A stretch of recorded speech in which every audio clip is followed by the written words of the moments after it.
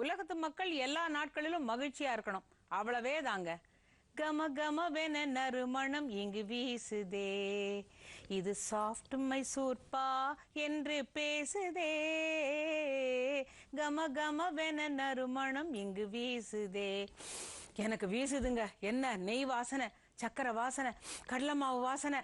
நீங்க பாருங்களேன். இன்னைக்கு நாம சாஃப்ட் மைசூர் பாகு, அதாவது மைசூர் பாகு சாதாரணமா சில பேர் வீட்டில் ரொம்ப கெட்டியா போச்சுன்னா சுத்தியலும் சேர்த்து கொடுக்க வேண்டி வரும். அப்படி இல்லாம ரொம்ப மென்மையா இதை எப்படி செய்யலாம் அப்படிங்கறத இன்னைக்கு கத்துக்க போறோம். சாஃப்ட் மைசூர் பாகு. அதுக்கு தேவையான பொருட்கள்: சர்க்கரை 2 கப், பால் 1 கப், கடலை மாவு 1 கப், நெய் 1 கப், சோடா உப்பு 1 சிட்டிகை. முதல்ல ஒரு கடாயை, நல்ல அடி கனமான கடாயை சுட வச்சு அதுல இந்த மைசூர் பாக் செய்ய வேண்டிய கடலை மாவை, சலிச்ச கடலை மாவை போட்டு லேசா சிவக்க வறுத்து வச்சுக்கணும். ரொம்ப செவந்துராம ஒரு மிதமான சூட்ல இதை நம்ம வறுத்துக்கணும்.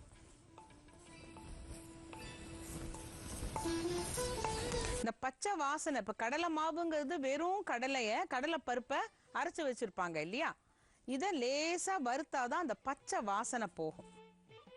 இப்ப அந்த பச்சை வாசனை போய் லேசா செவந்துக்குது பாத்தீங்களா.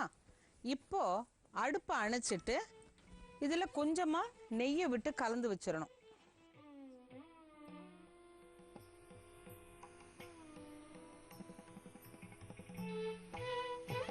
அந்த நிறம் மாறின கடலை மாவுல ஒரு ஸ்பூன் நெய்யை விட்டுட்டு அந்த ஹீட்டிலேயே, அந்த சூட்டிலேயே அதை நல்லா கலந்து வச்சுட்டீங்கன்னாக்கா லேசா செவந்திருக்கு பாருங்க, அவ்வளவுதான். ரொம்ப செவக்க வேண்டாம். இதை அப்படியே எடுத்து தனியா வச்சுக்கணும். இப்போ அந்த கடலை மாவை எடுத்து தனியா வச்சுட்டோம். கொஞ்சமா தண்ணி ஊத்தி கடாயில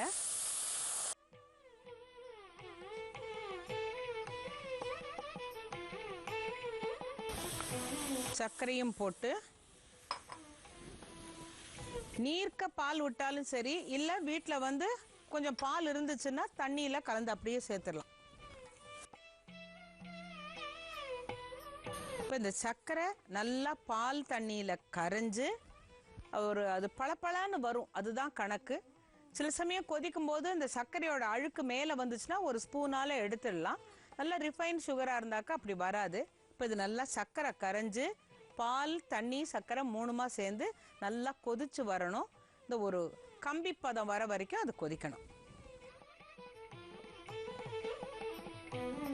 இப்ப அந்த பால் சர்க்கரை தண்ணியுமா சேர்ந்து கெட்டியா பாருங்க, இந்த பாகு சரியா வந்துடுச்சு.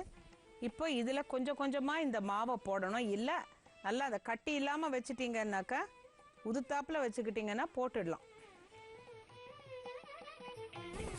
போட்டு நல்லா கிளறணும்.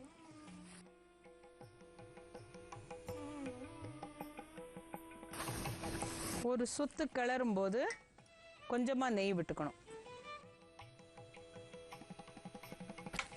சாதாரணமா ஒரு ரூல் ஒன்று சொல்லுவாங்க, மைசூர் பாக் பண்றதுன்னா 1 கப்பு கடலை மாவுக்கு 3 கப்பு சர்க்கரை 3 கப்பு நெய்னுபாங்க. அது அந்த காலம். இப்போ அப்படியெல்லாம் செய்ய முடியாது, சாப்பிட்டாலும் ஜெரிக்காது. இதுக்கு தேவையான அளவு நெய் கொஞ்சம் விட்டா அப்புறம் அதுவே கக்கிட்டு வந்துடும்.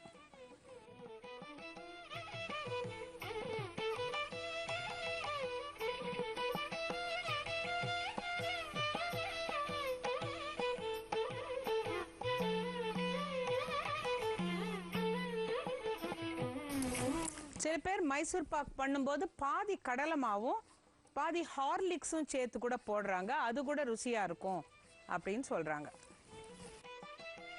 இப்ப பதம் வந்துருச்சுன்னு எப்படி தெரியும்னா, ஓரத்துல எல்லாம் வெள்ளையா நுரைச்சுக்கிட்டு வரும். பார்த்துட்டே இருந்தீங்கன்னா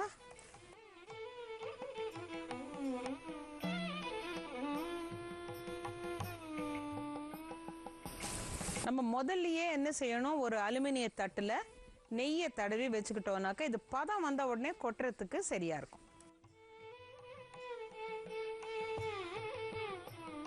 இது மத்த மைசூர் பாக் போல கெட்டியா இல்லாம அப்படியே உடைச்சா பாகா உருகிக்கிட்டு அப்படியே சாஃப்டா வரும். அதுக்கு ஒரு சின்ன ட்ரிக் இருக்கு. என்ன செய்யணும்னா, கடைசி கிளறதுக்கு முன்னால ஒரு சிட்டிகை சோடா பைகார்ப் போட்டோம்னாக்கா அது அப்படியே உள்ளெல்லாம் போரஸா ஆயிடும். இப்போ பார்த்தீங்கன்னா ஓரத்தில் நுரைச்சிட்டு வருது பார்த்தீங்களா, அதுதான் கணக்கு. முதல்ல போட்ட கடலை மாவு போல 2 பங்கு இருக்கிறதா தெரியும், அதுதான் அந்த பதம்.